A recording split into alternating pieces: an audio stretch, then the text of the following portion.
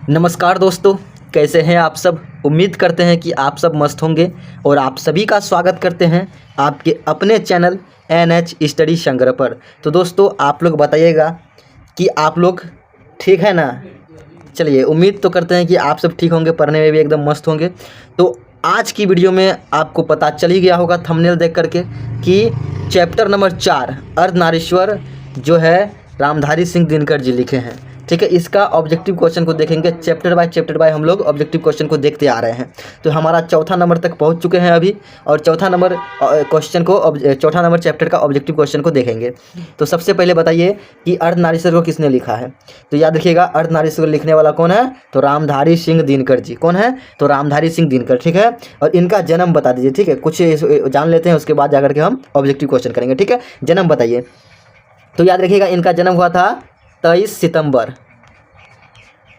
ठीक है, 23 सितंबर 1900 बताएगा फटाफट। ठीक है, 23 सितंबर 1908 में इनका जन्म हुआ था। उसके बाद मृत्यु की बात करें तो इनका मृत्यु हुआ था 24 अप्रैल। ठीक है, 24 अप्रैल 1974 में इनका मृत्यु हुआ था। और 1974 में एक और आंदोलन हुआ था, उस आंदोलन का नाम बता सकते हैं। तो 1974 में छात्र आंदोलन बोल सकते हैं। ठीक है, छात्र आंदोलन कौन चलाए थे बताइए, जयप्रकाश नारायण चलाए थे। ठीक है, छात्र आंदोलन कहाँ पे, गांधी के पटना के गांधी मैदान में। ठीक है, चलिए यहाँ तक क्लियर है। 5 जून 1974 को। ठीक है, यानी संपूर्ण क्रांति का नारा दिए थे, ये भी बोल सकते हैं। छात्र आंदोलन भी इसी वर्ष हुआ था। तो यहाँ तक क्लियर है। इसके माता जी का नाम बताइए, रामधारी सिंह दिनकर के माता का नाम। तो रामधारी सिंह दिनकर के माता का नाम याद रखिएगा, मनरूप देवी। मनरूप देवी। ठीक है, उसके बाद इसके पिताजी का नाम बताइए, पिता का नाम। तो इसके पिताजी का नाम याद रखिएगा, रवि सिंह।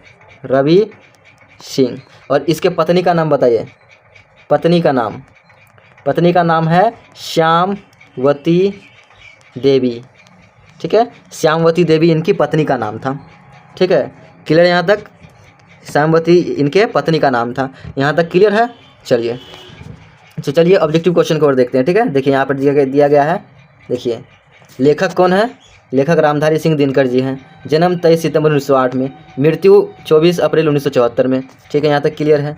उसका जन्म स्थान कहाँ था, देखिए जन्म स्थान सिमरिया बेगूसराय बिहार में ही था। माता का नाम मनरूप देवी, पिता का नाम रवि सिंह, उसका पत्नी का नाम श्यामवती देवी, अभी हम बोले। ठीक है, उसके बाद थोड़ा और कुछ जान लेते हैं। ठीक है, इसके बारे में देखिए, रामधारी सिंह दिनकर का जन्म इतना में हुआ था। हिंदी के प्रमुख, ठीक है, लेखक और कवि वह निबंधकार। ये जो है लेखक भी थे, कवि भी थे और निबंधकार भी थे, ये तीनों थे। ठीक है, लेखक, कवि और निबंधकार। वे आधुनिक युग के श्रेष्ठ वीर रस के, ठीक है, कवि के रूप में स्थापित हैं। ठीक है, किस रूप में, तो वीर रस के रूप में। ठीक है, स्थापित है, श्रेष्ठ माना जाता है। चलिए, इतना कुछ नहीं पढ़ना है हम लोग को, अब ऑब्जेक्टिव क्वेश्चन की ओर बढ़ते हैं। ठीक है, और इस चैप्टर में याद रखिएगा, अर्धनारीश्वर चैप्टर 2 लिखे हैं। ठीक है, अर्धनारीश्वर जिसमें आधा अंग और आधा नारी का अंग और आधा पुरुष के अंग के बारे में बताया गया है। ठीक है, कि दोनों समाज में समान है। ठीक है, कोई में दोनों फर्क नहीं देखने को मिलता है। तो देखिए, पहला नंबर क्वेश्चन आपके स्क्रीन के सामने आ गया है, और पहला नंबर क्वेश्चन का जवाब दीजिएगा कि नारी और नर एक ही दर्प की ढली दो प्रतिमाएं हैं, यह पंक्ति किस शीर्षक पाठ की है।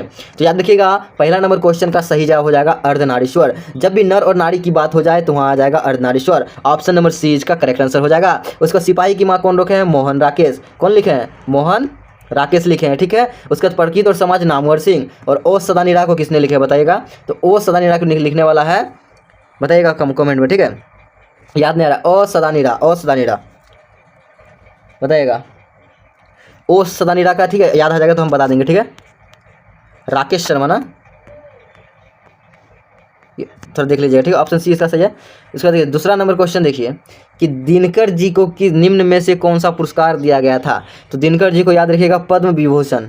ठीक है, क्या दिया गया था, पद्म विभूषण नहीं है, पद्म भूषण है। ठीक है, ऑप्शन बी इसका करेक्ट आंसर हो जाएगा। ठीक है, याद रखिएगा, ऑप्शन बी इसका करेक्ट आंसर हो जाएगा। चलिए, 3 नंबर क्वेश्चन बढ़ते हैं। 3 नंबर क्वेश्चन क्या है कि अर्धनारीश्वर पाठ के लेखक का कौन है बताइए। अर्धनारीश्वर पाठ के लेखक कौन है, यानी अर्धनारीश्वर किसकी रचना है। ठीक है, तो याद रखिएगा किसकी रचना है, रामधारी सिंह दिनकर की रचना है। ऑप्शन नंबर बी इसका करेक्ट आंसर हो जाएगा।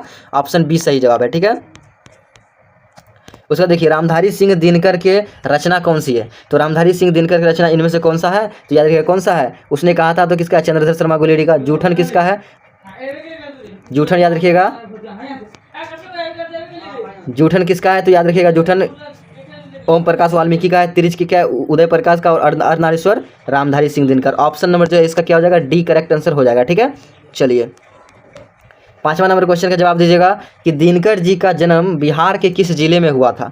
तो दिनकर जी का जन्म बिहार के किस जिले में हुआ था, बेगूसराय जिला था ना, बेगूसराय। ऑप्शन नंबर बी इसका करेक्ट आंसर हो जाएगा। ठीक है, बेगूसराय जिला था। ठीक है, चलिए 6 नंबर क्वेश्चन का जवाब दीजिएगा कि अर्धनारीश्वर में किस युग का किस गुण का समन्वय है। अर्धनारीश्वर में किस गुण का समन्वय है, नारी के, पुरुष के, नारी और पुरुष दोनों के, या फिर इनमें से कोई नहीं। तो याद रखिएगा अर्धनारीश्वर में किस गुण का समन्वय है, नारी और पुरुष दोनों की। ऑप्शन नंबर सी इसका करेक्ट आंसर हो जाएगा। ठीक है, सिर्फ नारी और या सिर्फ पुरुष नहीं होगा। ठीक है, दोनों होगा। चलिए 7 नंबर क्वेश्चन देखिएगा कि दिनकर जी की पहली काव्य पुस्तक कौन सी है। तो दिनकर जी की पहली काव्य पुस्तक याद रखिएगा सबसे पहला, ठीक है, तो वह है प्रणभंग। ठीक है, कब लिखा गया था, 1929 में लिखा गया था। कितने साल की उम्र में, तो 21 साल की उम्र में। ठीक है, ये भी आपको याद रखना है। उसके बाद जो है, उसके बाद क्या है, युद्ध पर लिखी गई क्या है, युद्ध पर लिखी गई काव्य कौन सा है, युद्ध पर लिखी गई काव्य पुस्तक याद रखिएगा कुरुक्षेत्र। ठीक है, कुरुक्षेत्र कब लिखा गया था, 1946 में लिखा गया था। एक है हुंकार, ठीक है, और एक है हुंकार, और एक क्या है बताइएगा, रेणुका। ठीक है, रेणुका और हुंकार। तो रेणुका और हुंकार में बताइए। ठीक है, रेणुका और हुंकार ये भी क्या है, तो ये रामधारी सिंह दिनकर, रसवंती भी इन्हीं का है। बोल रहा है कि निम्नलिखित में से कौन सी काव्य पुस्तक जो है पहली काव्य पुस्तक, तो पहली काव्य पुस्तक प्रणभंग हो जाएगा। ऑप्शन नंबर डी इसका करेक्ट आंसर हो जाएगा। ठीक है, चलिए हुंकार कब लिखा गया था, ये हुंकार लिखा गया था 1938 में। ठीक है, और रेणुका 1935 में लिखा गया था। ठीक है, रेणुका 1935 में, हुंकार 1938 में, ये याद रखना है। चलिए 8 नंबर क्वेश्चन देखिए कि दिनकर जी के पहली कविता किस पुस्तक में प्रकाशित हुई। तो दिनकर जी की पहली कविता याद रखिएगा किस पुस्तक में, छात्र सहोदर में। ठीक है, छात्र सहोदर में, और उस पत्रिका का नाम क्या था, तो वही प्रणभंग पत्रिका था। ठीक है, प्रणभंग। ठीक है, ऑप्शन नंबर ए इसका करेक्ट आंसर हो जाएगा। ठीक है, चलिए 9 नंबर क्वेश्चन का जवाब दीजिएगा कि दिनकर जी की पहली कविता कब प्रकाशित हुआ था। अभी हम बताए थे पहली कविता पूछ रहा है। ठीक है, वो तो 1929 में प्रकाशित हुआ था। पहली कविता कब प्रकाशित हुआ था, तो इसका पहली कविता 1925 में हुआ था ना। ऑप्शन नंबर देखिए बी करेक्ट हो जाएगा। पहली कविता 1925 में इसका हुआ था। ठीक है, 1925 में। ठीक है, लेकिन वो जो प्रणभंग था उसका प्रकाशन याद रखिएगा 1929 में, 21 साल की उम्र में। ठीक है, लेकिन इसकी सबसे पहली पत्रिका 1925 में छात्र सहोदर में प्रकाशित हुआ था। ठीक है, चलिए 10 नंबर क्वेश्चन का जवाब दीजिएगा कि दिनकर जी के अनुसार यदि पति विचार है तो पत्नी क्या है।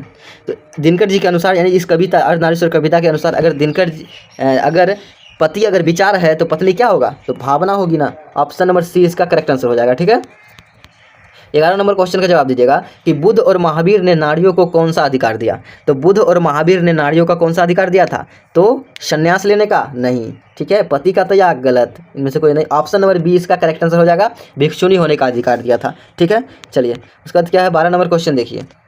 ठीक है, कि पुरुष जब नारी के गुण लेता है तब वो देवता बन जाता है, किंतु नारी जब नर के गुण सीखती है तो वो राक्षसी बन जाता है। यह कथन किसका है, तो याद रखिएगा ये कथन किसका है, प्रेमचंद्र ने। ये बात कहे थे कौन, तो ये बात कहे थे प्रेमचंद्र ने। ऑप्शन नंबर सी इसका करेक्ट आंसर हो जाएगा। कौन कहे थे, प्रेमचंद्र कहे थे। ठीक है, चलिए अर्धनारीश्वर का किस विधा से संबंध है, बताइए अर्धनारीश्वर किस विधा से संबंध है। अर्धनारीश्वर तो याद रखिएगा एक प्रकार क्या है, तो निबंध है। ठीक है, ऑप्शन नंबर ए इसका करेक्ट आंसर हो जाएगा। ठीक है, निबंध या एकांकी आता है, लेकिन निबंध होना चाहिए। ठीक है, यहाँ पे एकांकी सही दिया है, थोड़ा देख लीजिएगा इसको। ठीक है, ये अर्धनारीश्वर एक प्रकार निबंध है, एकांकी भी है, दोनों सही होता है शायद। ठीक है, इसको थोड़ा देख लेंगे। ठीक है, चलिए किसको अपने जीवन के अंतिम दिनों में नारीत्व की साधना की थी, बताइए कौन, वो गांधी जी थे। ठीक है, अपने अंतिम दिनों में क्या नारीत्व की साधना किया था। ठीक है, चलिए 15 नंबर क्वेश्चन का जवाब दीजिएगा कि अर्धनारीश्वर शंकर और पार्वती का किस प्रकार का रूप है, किस प्रकार, कल्पित रूप है। ठीक है, कल्पित रूप होना चाहिए। ऑप्शन नंबर बी इसका करेक्ट आंसर हो जाएगा। कौन सा रूप है, कल्पित रूप है। 16 नंबर क्वेश्चन का जवाब दीजिएगा कि प्रेमचंद्र के अनुसार नारी जब पुरुष के गुण सीखती है तब वह क्या हो जाती है। बोल रहा है नारी जब पुरुष का गुण सीखती है तब क्या होता है, राक्षसी होता है ना, अभी हम बोले थे। ठीक है, और वहीं पे कोई अगर पुरुष है नारी का गुण सीख लेता है तब वो देवता बन जाता है। ठीक है, देवता बन जाता है। चलिए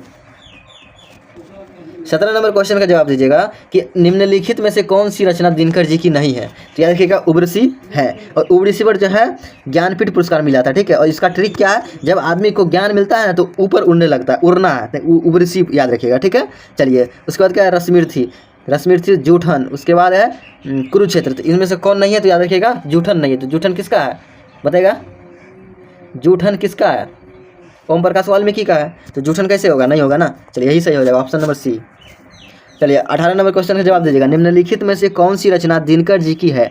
बताइए इनमें से कौन सी रचना है जो दिनकर जी की है? सदियों का संताप, परशुराम की प्रतीक्षा, या फिर दरियाली घोड़ा, रसातल यात्रा। तो इनमें से कौन सा आ जाएगा? परशुराम की प्रतीक्षा। यही किसका है बताइए? ये किसका है? तो Ramdhari Singh Dinkar. Option number B इसका करेक्ट आंसर हो जाएगा। ठीक है, चलिए नेक्स्ट वन।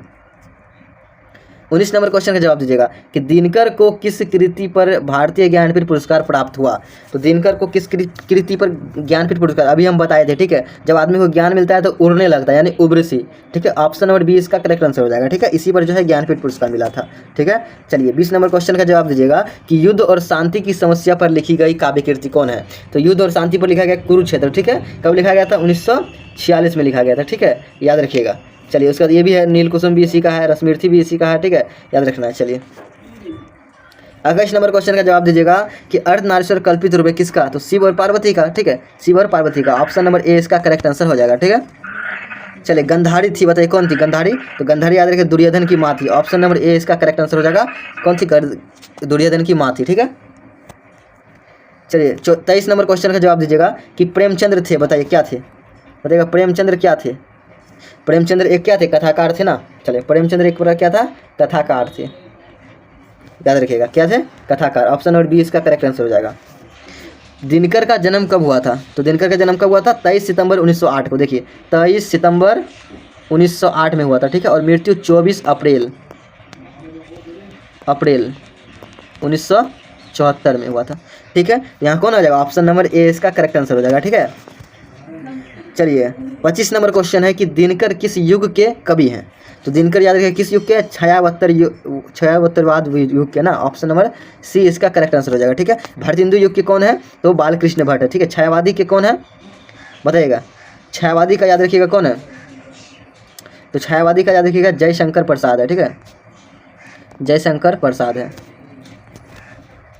संस्कृति के 4 अध्याय पर संस्कृति के 4 अध्याय किसकी कृति है? तो संस्कृति के 4 अध्याय याद रखिएगा रामधारी सिंह दिनकर का है। ऑप्शन नंबर डी इसका करेक्ट आंसर हो जाएगा। और संस्कृति के 4 अध्याय पर ही क्या मिले थे? साहित्य अकादमी पुरस्कार मिले थे। और इसका ट्रिक है देखिए 100 से साहित्य 100 से संस्कृति। ठीक है, इसे याद कर सकते हैं। चलिए 27 नंबर क्वेश्चन का जवाब दीजिएगा कि कौन सी कृति रामधारी सिंह दिनकर की लिखी हुई है? तो इनमें से कौन सी कृति है जो रामधारी सिंह दिनकर की लिखी हुई है? तो याद रखिएगा शुद्ध कविता की खोज ये है। ठीक है, पुनर्मा भी है, पुनर्मा नहीं है। कौन बोल रहा है? अच्छा कौन है? ये भी नहीं है, ये भी नहीं है। ठीक है, ये तो कविता का नहीं, प्रतिमान तो इसका है नामवर सिंह का है। ठीक है, तो ऑप्शन नंबर जो इसका एक करेक्ट आंसर हो जाएगा। ठीक है, पुनर्मा याद रखिएगा, ये पुनर्मा किसका है जानते हैं? अयज्ञ जी का है। ठीक है, अयज्ञ जी का है पुनर्मा। ठीक है, चलिए तो क्वेश्चन यहाँ पे समाप्त हो चुका है। ठीक है, 27 तो क्वेश्चन था और मोस्ट VVI क्वेश्चन सब था। ठीक है, आप लोग बताइएगा कि 27 में कितने नंबर लाए हैं। ठीक है, कमेंट में जरूर बताइएगा कि कितना बटे 27 आया आपका। ठीक है, कितना बटे 27 आया है वो आप कमेंट में बताइएगा। ठीक है, अगर आप नए स्टूडेंट हैं तो हमारे चैनल को पहले सब्सक्राइब कर लीजिए। ठीक है, सब्सक्राइब कर लीजिए। ठीक है, और जो है एक लाइक कीजिए एंड शेयर कीजिए। ठीक है, क्योंकि हमारे जो जितने सारे वीडियो होंगे वो आप तक जल्द पहुंच पाएगा। और हमारे व्हाट्सअप चैनल से जुड़ जाएगा। ठीक है, हमारे व्हाट्सअप चैनल पर जुड़ जाइएगा। लिंक वीडियो के डिस्क्रिप्शन में लिंक दे दिया गया है, वहाँ से आप हमारे व्हाट्सअप चैनल पर जुड़ सकते हैं। व्हाट्सएप चैनल पर जुड़ सकते हैं। ठीक है, कहीं कोई दिक्कत नहीं होने वाला है। ठीक है, चैनल को सब्सक्राइब जरूर कर लीजिएगा। और वीडियो थोड़ा सा भी यूजफुल रहा तो एक कमेंट, प्यारा सा कमेंट कर दीजिएगा। तो मिलते हैं नेक्स्ट वीडियो में, यानी अगले वीडियो में मिलते हैं। ठीक है, तब तक के लिए जय हिंद, धन्यवाद।